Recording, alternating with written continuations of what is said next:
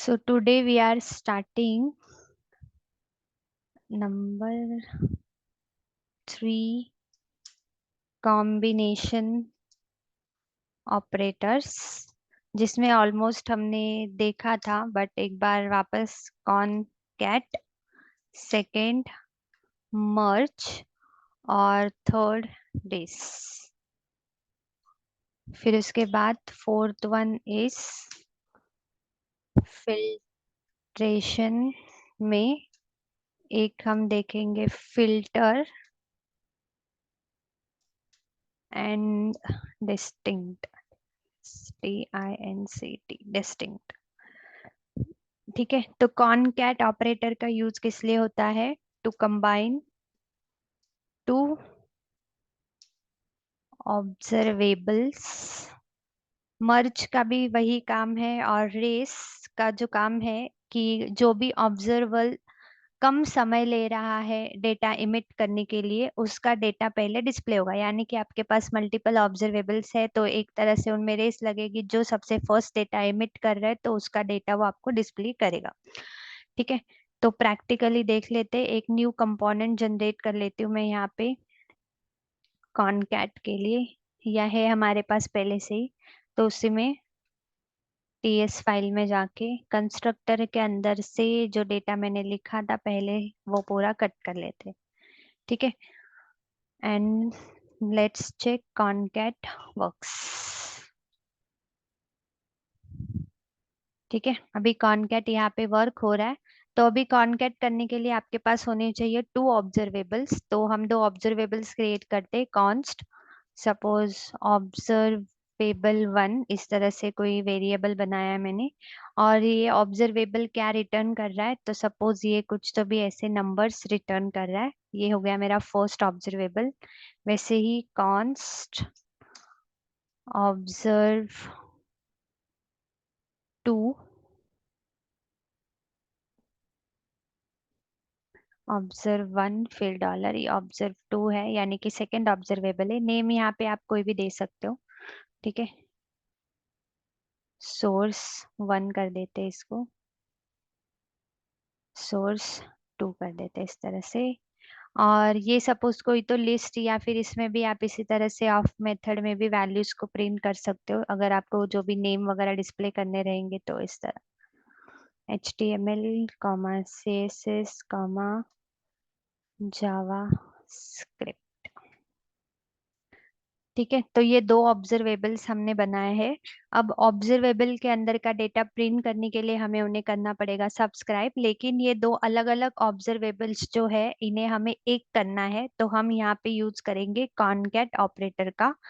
ठीक है, जिसमें हम सोर्स 1 कॉमा और सोर्स 2 को एक करेंगे, फिर यहाँ पे डॉट सब्सक्राइब करके रिस्पॉन्स को शो करेंगे कंसोल डॉट लॉग में।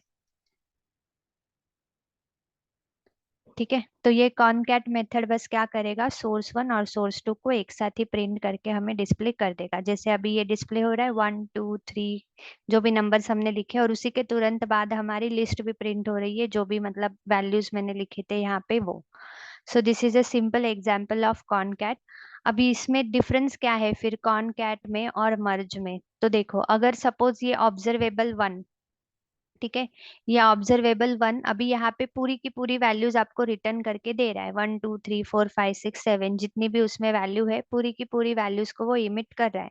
लेकिन अगर सपोज किसी रीजन से ये ऑब्जर्वेबल पूरा डेटा रिटर्न नहीं कर पाया, मतलब कि उसने सिर्फ ये 3 वैल्यूज ही इमिट कर दी है, उसके आगे कुछ एरर आ गया या कंप्लीट नहीं हो पाया ये ऑब्जर्वेबल, तो क्या होगा, वो इस सेकेंड ऑब्जर्वेबल के साथ कॉनकैट नहीं हो पाएगा। मतलब जब तक कि फर्स्ट ऑब्जर्वेबल पूरी तरीके से उसकी वैल्यूज को रिटर्न नहीं कर देता है या पूरी तरीके से वो फर्स्ट ऑब्जर्वेबल कंप्लीट नहीं होता है, तब तक दूसरा ऑब्जर्वेबल उसके साथ कॉनकैट नहीं कर पाता। तो इसी एग्जाम्पल के लिए मैंने कल कस्टम ऑब्जर्वेबल कैसे बनाते हैं वो दिखाया था। तो हम यहाँ पे इसे हटा देते हैं, या फिर जो भी वैल्यूज मैंने यहाँ पे लिखी है ना, नंबर्स जो मैंने यहाँ पे लिखे 1 4 5 6 7, या फिर यहाँ पे आपको कुछ नाम लिखने रहेंगे ताकि आइडेंटिफाई करने में इजी पड़े, तो मैं यहाँ पे कुछ नेम लिख देती हूँ सपोज इस तरह से अभी हम देखेंगे तो हमारे पास ये जो भी कुछ एम्प्लॉय नेम या सपोज स्टूडेंट नेम और उसके आगे कोर्स नेम में से डिस्प्ले हो रहा है, कॉन्कैट तो हो रहा है। अब मैं ये ऑफ मेथड को यहाँ से पूरा हटा ही देती हूँ, और ये जो नाम मैंने यहाँ पे पूजा, साई, सैम जिस तरह से लिखे हैं, इन्हें मैं कस्टम ऑब्जर्वेबल के जरिए प्रिंट कर देती हूँ। तो कस्टम ऑब्जर्वेबल में उन नेम्स को डिस्प्ले करने के लिए हमें यहाँ पे क्रिएट करना पड़ेगा एक कस्टम ऑब्जर्वेबल। तो यहाँ पे हम लिखेंगे न्यू ऑब्जर्वेबल, जो रिटर्न करेगा एक एरो फंक्शन। तो उसके अंदर आपको एरो फंक्शन बनाना है, बट पहले हम यहाँ पे एक वैल्यू पास करेंगे ऑब्जर्व, फिर ये बनेगा एरो फंक्शन। अब ये रिस्पॉन्स या जो ऑब्जर्व नाम का की हमने यूज किया है, इसमें डॉट नेक्स्ट मेथड से आप इस तरह से जो भी नाम आपने पहले लिखे थे वो नाम आप यहाँ पे रिटर्न कर सकते हो। तो मैं इसी को कॉपी पेस्ट कर देती हूँ multiple times, copy and paste, Pooja, Sai और सैम, जो भी कुछ मैंने लिखा है। ठीक है, तो ये मेरा कस्टम ऑब्जर्वेबल हो गया। See now this is your observable one and this is our observable two. Observable one क्या डेटा एमिट कर रहा है, तो कुछ नेम्स एमिट कर रहा है, पूजा, साई, सैम। और ऑब्जर्वेबल टू रिटर्न कर रहा है कोर्सेज के नाम। हमने ऑलरेडी यहाँ पे कॉनकैट फंक्शन का यूज करके ऑब्जर्वेबल वन और टू को मर्ज कर दिया है। अब अगर हम रिस्पॉन्स में देखेंगे तो देखो हमें सिर्फ ये तीन नेम डिस्प्ले हो रहे हैं, उसके आगे के डिस्प्ले नहीं हो रहे। यानी कि ये सेकंड वाला जो ऑब्जर्वेबल है, ये फर्स्ट वाले ऑब्जर्वेबल के साथ कॉनकैट नहीं हुआ, क्योंकि फर्स्ट वाला जो ऑब्जर्वेबल है वो कंप्लीट नहीं हुआ है। अगर आप कस्टम ऑब्जर्वेबल बनाते हो तो ये ऑब्जर्वेबल कंप्लीट हो चुका है, उसके लिए आपको लिखना पड़ेगा इस तरह से कंप्लीट। यानी कि अभी ये कंप्लीट डेटा इसने रिटर्न कर लिया है, तो ये उसके साथ दूसरा वाला ऑब्जर्वेबल कॉनकैट करके आपको डेटा डिस्प्ले कर देगा। ये कॉनकैट ऑपरेटर में डिफाइन होगा, मतलब ऐसे नहीं कि कोई भी दो ऑब्जर्वेबल को वो एक करेगा, एक कर देगा, लेकिन फर्स्ट ऑब्जर्वेबल जो आपने यहाँ पे मेंशन किया है, फर्स्ट ऑब्जर्वेबल पूरी तरीके से डेटा कंप्लीट कर रहा है या रिटर्न करके दे रहा है, डेटा एमिट करके दे रहा है, तो ही उसके साथ दूसरा वाला कॉनकैट हो पाएगा, अदरवाइज नहीं। ठीक है, या फिर आप और भी अलग अलग एग्जाम्पल से देख सकते हो। लाइक सपोज इसे मैं हटा देती हूँ। अभी ये फर्स्ट वैल्यू जो रिटर्न कर रहा है पूजा नाम की, इसे मैं कंट्रोल एक्स करके कट करती हूँ, और यहाँ पे सपोज मैंने लिखा सेट टाइम आउट, और यहाँ पे एक एरो फंक्शन बना के हम उस वैल्यू को प्रिंट कर देते after the 2 second. Suppose 2 seconds के बाद सपोज ये वैल्यू आएगी।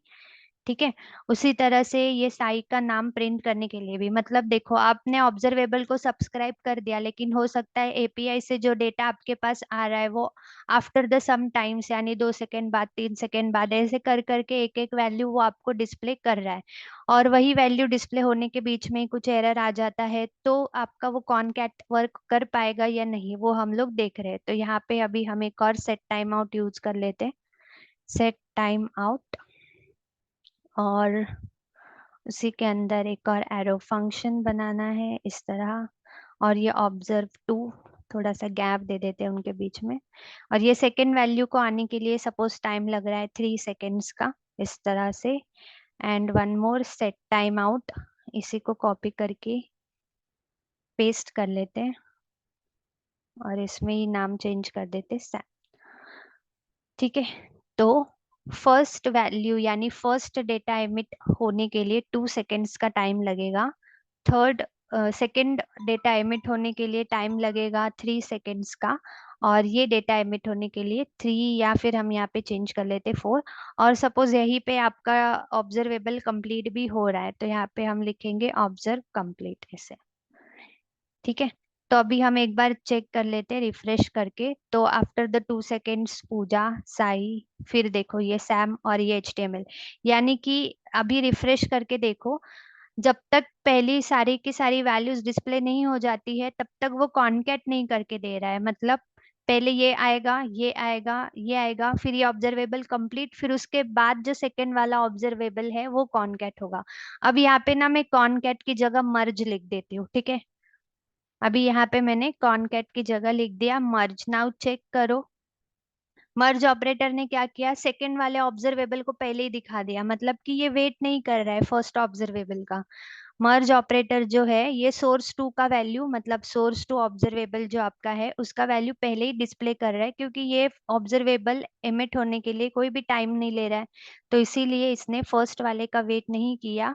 फर्स्ट ऑब्जर्वेबल यानी जो भी आपके पास ऑब्जर्वेबल डेटा पहले एमिट करके दे रहा है उस ऑब्जर्वेबल को रिटर्न कर दिया है। फिर उसके बाद जो सेकेंड वाला है वो अपना टाइम लेके उसके साथ मर्ज होना शुरू हो रहा है। ठीक है, सो ये डिफरेंस रहेगा कॉनकैट में और मर्ज ऑपरेटर में, कि कॉनकैट कब होता है, दो ऑब्जर्वेबल, जब first observable return all the value then only we can concat second observable within it. Merge क्या करता है, merge will not wait for any observable, जो भी डेटा फर्स्ट रिटर्न कर रहा है वो डिस्प्ले कर देगा, फिर उसके बाद सेकेंड ऑब्जर्वेबल की वैल्यूज को उसके साथ मर्ज करना शुरू कर देगा। ठीक है, आप इसमें कितना भी टाइम दे दो, अगर मैंने इसको 3 सेकेंड्स दे दिया है, इसको 4 सेकेंड्स दे दिया है और इसको 5 सेकेंड्स दे दिया है, तो ये तो अपना टाइम ले लेंगे सपोज, लेकिन ये तो 3 सेकेंड के बाद आने वाला है, लेकिन उससे पहले ही ये ऑब्जर्वेबल अपनी वैल्यू इमिट कर देगा अगर आपने मर्ज यूज किया होगा तो। But if you are using concat here, तो कॉनकैट फर्स्ट ऑब्जर्वेबल का डेटा रिटर्न होने तक वेट करेगा, अगर ये ऑब्जर्वेबल कंप्लीट हो रहा है तो ही सेकेंड वाला उसके साथ कॉनकैट यानी कि एक करेगा। ठीक है, तो ये हो गए हमारे दो, कॉनकैट और मर्ज, मैंने उसी में मर्ज करके डिस्प्ले किया है। Same kind of race also doing, race के नाम में ही लिखा है कि जो पहले, मतलब कम समय लेगा वो पहले डेटा डिस्प्ले होगा उसका, ऐसे। ठीक है, तो यहीं पे आप चाहिए तो रेस का यूज करके देख सकते हो, यहाँ पे रेस को हमें करना पड़ेगा अपडेट फ्रॉम द RxJS।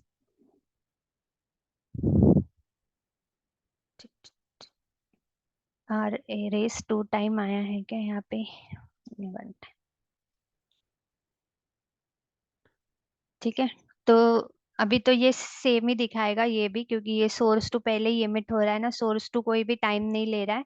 तो रेस क्या करेगा, जो भी ऑब्जर्वेबल सबसे पहले डेटा एमिट कर रहा है उसका डेटा आपको एमिट करके डिस्प्ले करेगा। ठीक है, तो रेस ने आपको सोर्स टू का डेटा एमिट करके दिखा दिया, क्योंकि ये आने में समय लेने वाला है, तो जो भी फर्स्ट डेटा एमिट करेगा उसका डेटा रिप्रेजेंट करने का काम ये रेस ऑपरेटर करेगा। So these are the 3 simple examples of combination operators। फिर उसके बाद हमें देखने फिल्टरेशन। ठीक है, तो उसके लिए न्यू कंपोनेंट बना लेते हैं हम ngGC और फिल्टर का। और फिल्टरेशन ऑपरेटर में क्या करना है, डेटा फिल्टर करना है। सपोज अभी आपने एपीआई से कुछ डेटा फेच किया है और आपके पास बहुत सारे एम्प्लॉयज का डेटा आया है, जिसमें एम्प्लॉय आईडी है, फर्स्ट नेम है, सैलरी है, जेंडर है। अब आपको उसमें से सिर्फ first name length wise data देखना होगा, कि सपोज फर्स्ट नेम का लेंथ 3 कैरेक्टर का हो, ऐसे जो भी एम्प्लॉयज का नाम है यानी जिनका नाम खाली 3 कैरेक्टर का है उनका डेटा डिस्प्ले करो, या फिर सिर्फ आईडी का डेटा डिस्प्ले करो, या सिर्फ जिनका फीमेल है, जो फीमेल एम्प्लॉय है सिर्फ वो फीमेल एम्प्लॉय का डेटा डिस्प्ले करो, तो इसे हम कहते हैं फिल्टर। कि आपके पास जो भी डेटा आ रहा है उसमें से पर्टिकुलर कैटेगरी वाइज आपको डेटा डिस्प्ले करना होगा, तो वहां पे हम लगाते हैं फिल्टर। तो अभी फिल्टर को यूज करने के बाद राउटिंग कर लेते हैं उसका, यहाँ पे कॉमा पाथ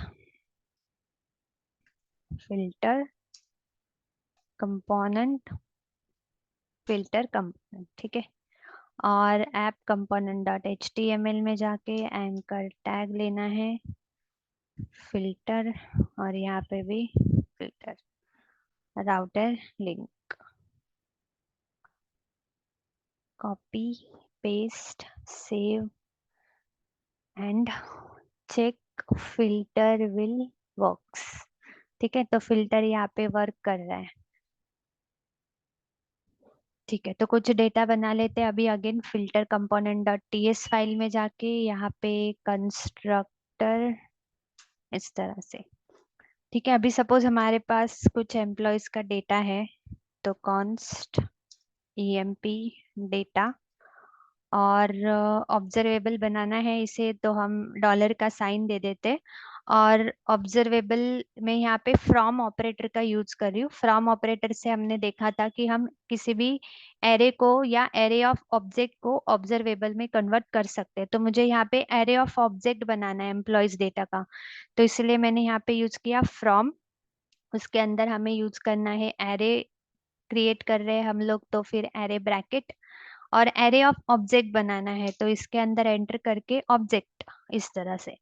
अभी मेरे पास एक आईडी है, आईडी में फर्स्ट नेम जिसमें एक एम्प्लॉय का नाम लिखना है मुझे, और जेंडर लिखना है फीमेल। ओके, सो ये एक एम्प्लॉय का डेटा हुआ। ऐसे ही कॉपी करके पेस्ट कर लेती हूँ। सो सपोज ये मैंने कुछ मल्टीपल एम्प्लॉयज का डेटा बनाना है यहाँ पे।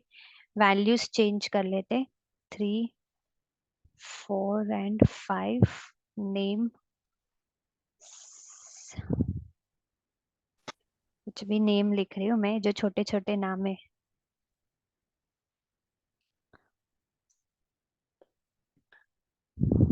हम्म, ठीक है, तो अभी सपोज ये डेटा है हमारे पास। अब इसमें हमें फिल्टर करना है। फिल्टर क्या करना है, सपोज मुझे सबसे पहले लेंथ वाइज फिल्टर लगाना है। तो यहाँ पे हम लोग देख लेते हैं कि फिल्टर बाय लेंथ, मतलब अलग अलग एग्जाम्पल थ्रू देख लेते हैं। तो जैसे कि अभी हमने ये ऑब्जर्वेबल बनाया है ईएमपी डेटा नाम का, तो यहाँ पे तो अभी आपको कुछ डेटा डिस्प्ले नहीं होगा क्योंकि हमें उसे सब्सक्राइब करना पड़ेगा। तो अगेन हम यहाँ पे ईएमपी डेटा डॉट सब्सक्राइब करके रिस्पॉन्स को डिस्प्ले कर लेते कंसोल डॉट लॉग में। तो वो ऑब्जर्वेबल से आने वाला जो भी रिस्पॉन्स है वो कंसोल में अभी आपको डिस्प्ले हो रहा है। ठीक है, सारे के सारे नेम्स और आईडी हमें डिस्प्ले हो रहे हैं। जितने भी डेटा मैंने यहाँ पे बनाया था वो पूरा डिस्प्ले हो रहा है। अब हमें लेंथ वाइज देखना है, यानी कि मुझे देखना है कि जिस किसी एम्प्लॉय का नाम खाली 3 कैरेक्टर का हो उसी का डेटा हमें डिस्प्ले करो ऐसे। अभी टेक्स्ट लेंथ वाइज हमें चेक करना है, तो आपको बस क्या करना है, इधर ही सब्सक्राइब के पहले पाइप का यूज करेंगे हम। इसे थोड़ा मैं नीचे ले लेती हूँ, और सब इसे नीचे लेके फिर यहाँ पे ही पाइप। ठीक है, यहीं पे मैंने यूज किया पाइप। थोड़ा सा मतलब कोड एंटर एंटर करके एक लाइन में डिस्प्ले करने की जगह थोड़ा एंटर एंटर करके एक के नीचे एक ले लेते हैं। तो पाइप में यहाँ पे हमें यूज करना है फिल्टर। ठीक है, FI बराबर लिखा है ना मैंने, FILTR फिल्टर करना है हमें। फिल्टर को हम यहाँ पर इंपोर्ट करके ले लेते हैं, अपडेट फ्रॉम RxJS। ठीक है, फिल्टर करना है। अभी फिल्टर क्या करना है, तो इसके अंदर भी बनेगा आपका एक एरो फंक्शन। तो कोई भी नाम का एक वेरिएबल यहाँ पे हम यूज कर सकते हैं, या फिर हम लिख लेते हैं यहाँ पे कि EMP करके, एम्प्लॉयज का डेटा है तो। और यहाँ पे मुझे चेक करना है EMP dot first name dot length और इक्वल इक्वल 3, यानी कि ईएमपी के अंदर तो अभी एक एक डेटा आता रहेगा, यानी एक एक वैल्यू आता रहेगा, लेकिन उसमें से मुझे फर्स्ट नेम का लेंथ 3 कैरेक्टर का हो ऐसा डेटा फिल्टर करना है। तो हमने इसे अप्लाई कर दिया। तो अभी हम चेक कर लेते, तो देखो 2 डेटा दिखा रहा है, यानी 2 एम्प्लॉय का डेटा दिखा रहा है जिनके नेम में खाली 3 कैरेक्टर है ऐसे। ठीक है, तो ये हुआ हमारा टेक्स्ट लेंथ। अगर आपको टेक्स्ट लेंथ की जगह देखना है कि जितने भी मेल जेंडर वाले एम्प्लॉय है, जिनका जेंडर मेल या फीमेल है, ऐसे जेंडर वाइज हमें फिल्टर करना है। तो उसके लिए आपको बस क्या करना है, यहाँ पे फर्स्ट नेम की जगह हम यहाँ पे लिखेंगे जेंडर, या फिर मैं दूसरा बना लेती हूँ यहाँ पे, इसे मैं कमेंट कर देती हूँ। ठीक है, वापस से हम लिख लेते हैं यहाँ पे फिल्टर बाय जेंडर। तो उसके लिए वापस हम सब्सक्राइब करेंगे EMP data co dot subscribe, या फिर आपको पता है तो पहले ही आप यहाँ पे पाइप का यूज कर सकते हो। उसके अंदर आपको फिल्टर यूज करना है, फिर एक की लेंगे हम और एरो की के साथ चेक करेंगे कि हमें ईएमपी डॉट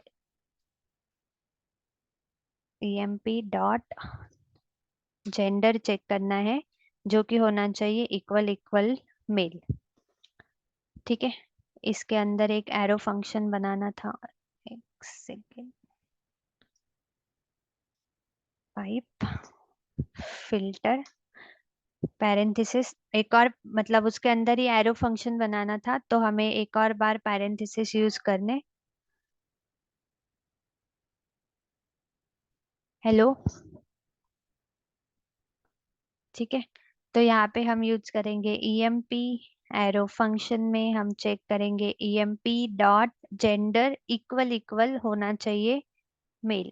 अभी एम मैंने वहां पे कैपिटल लिखा है, तो हमें फिल्टर करने के टाइम पे वैसे ही लिखना पड़ेगा, या तो फिर आप और ऑपरेटर का भी यूज कर सकते हो यहाँ पे। और ऑपरेटर के यूज से फिर ईएमपी डॉट, अगर ये स्मॉल में भी रहेगा ना तो भी वो आपको चेक करके दे देगा इक्वल इक्वल मेल। ठीक है, यहाँ तक तो ये बस आपका पाइप का ही हो गया फंक्शन लिख के। फिर हम इसे लिखेंगे आगे सब्सक्राइब। और सब्सक्राइब करने के बाद जो भी रिस्पॉन्स हमारे पास आ रहा है उसे अगेन कंसोल डॉट लॉग में डिस्प्ले करना है। ठीक है, तो अभी अगर हम चेक करेंगे तो हमें सिर्फ वो मेल एम्प्लॉयज का डेटा डिस्प्ले करेगा।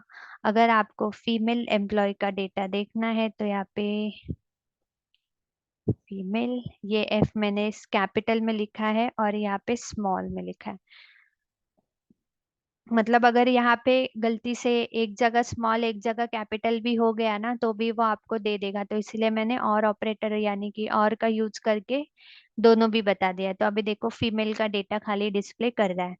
ठीक है, तो ये कोड को थोड़ा सा आप इजी करने के लिए चाहिए तो इस तरह ब्रेक कर सकते हो, ये पाइप को नीचे और ये सब्सक्राइब को नीचे। ठीक है, तो ये पाइप में फिल्टर का काम किया और सब्सक्राइब मेथड ने आपको डेटा सब्सक्राइब करके डिस्प्ले कर दिया। अगर आपको आईडी के बेसिस पे देखना है कि आपको एक एम्प्लॉय का आईडी बताया है कि फोर्थ नंबर आईडी एम्प्लॉय का डिटेल्स बताओ, यानी कि अभी तो आपके पास अपने एपीआई से फेच करके आपके पास बहुत सारे एम्प्लॉय का डेटा आया होगा, सपोज 100 एम्प्लॉय का डेटा है जिसमें से नाम तो आपको नहीं पता लेकिन आईडी सबका यूनिक होता है। तो अगर आपसे कहा है कि मुझे 6 नंबर आईडी वाले एम्प्लॉय का डेटा दिखना है, 4 नंबर आईडी वाले एम्प्लॉय का डेटा देखना है, तो आप फिल्टर का यूज कर सकते हो वहां पे।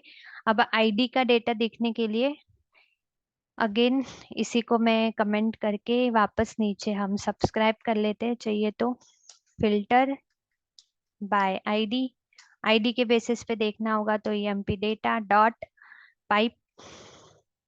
ठीक है, पाइप के अंदर हमें यूज करना है फिल्टर, और एरो फंक्शन में हम लिखेंगे ईएमपी, एक एरो फंक्शन बनाएंगे ईएमपी डॉट, अब हमें क्या देखना है आईडी इक्वल इक्वल देके बस आपको बताना है कि आपको कौन से आईडी का डेटा देखना है, दैट्स इट। और यहाँ पे बस आपको करना है सब्सक्राइब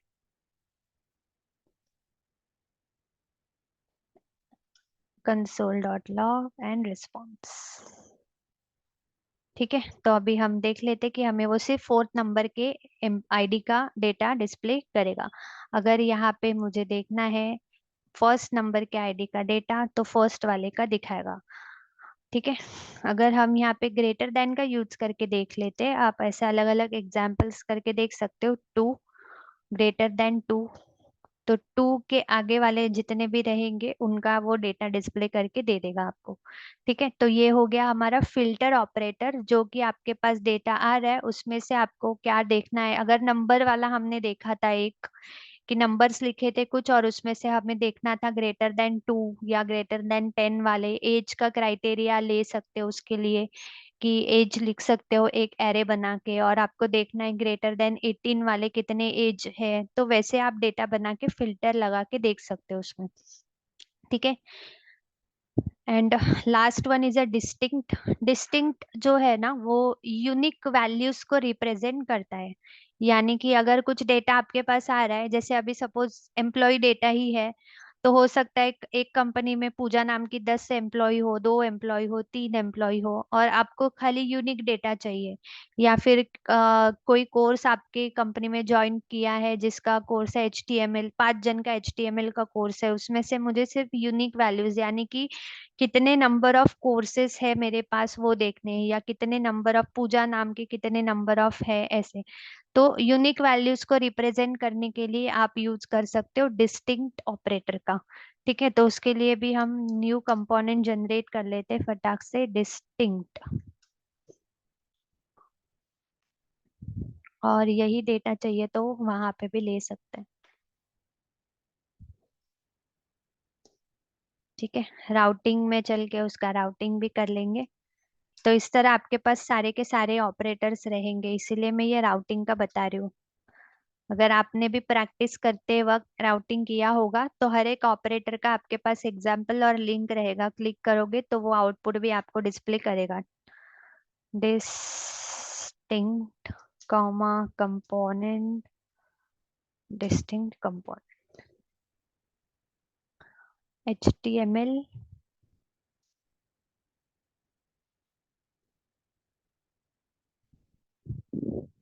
राउटर लिंक। ठीक है, तो डिस्टिंक्ट में अभी क्या करना है, एक सिंपल सा एरे बना लेते हैं कुछ तो भी। पहले हम यहाँ पे ब्रेक डिस्टिंक्ट वर्क।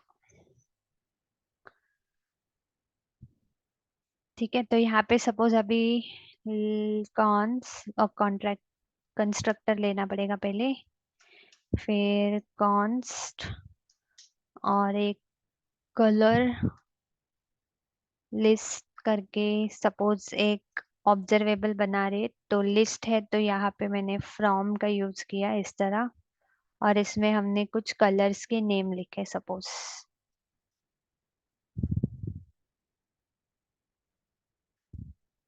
कॉमा फिर से पिंक।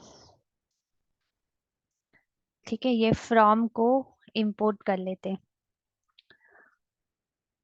अभी कलर लिस्ट को सब्सक्राइब करके डेटा डिस्प्ले कर लेते हैं, रिस्पॉन्स और कंसोल डॉट लॉग रिस्पॉन्स। ठीक है, तो यहाँ पे अभी आपको जितनी भी लिस्ट में वैल्यूज है यानी कि वो सारी की सारी वैल्यूज अभी हमें यहाँ पे डिस्प्ले हो रही है। अभी हमें यहाँ पे यूज करना है डिस्टिंक्ट का, तो यहाँ पे आपको डिस्टिंक्ट ऑपरेटर को यूज करना है इस तरह से। इसे भी हम इंपोर्ट कर लेते हैं। पाइप का यूज करना पड़ेगा ना पहले, पाइप, और पाइप के अंदर यूज करना है डिस्टिंक्ट।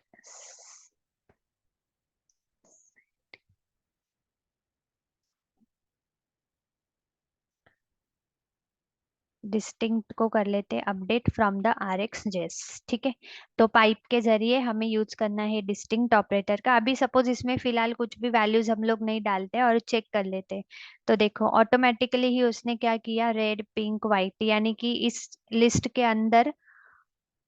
के अंदर आपके पास जितनी भी वैल्यूज थी ना, उसमें से जो यूनिक वैल्यूज रहेंगी उन्हीं को वो डिस्प्ले करेगा, रेड पिंक और व्हाइट। ये दो नाम तो वापस से रिपीट आया है तो वापस से वो डिस्प्ले नहीं करेगा। So this is the use of distinct operator. ठीक है, one more example we can see, जैसे कि अभी मैंने हॅलो फिल मॅडम. हेलो हाँ। मॅडम, ऍरे मधून डुप्लिकेट व्हॅल्यूज वेगळ्या करायच्या असतील तर ते हेच आहे का function distinct? Yes, it will okay. Only return the unique values. Okay. आता सपोज अभी सपोज हमारे पास ये डेटा मैं ले लेती हूँ वापस से। ठीक है, एम्प्लॉय डेटा यहाँ से कॉपी करके यहाँ पे ही ले लेते वापस।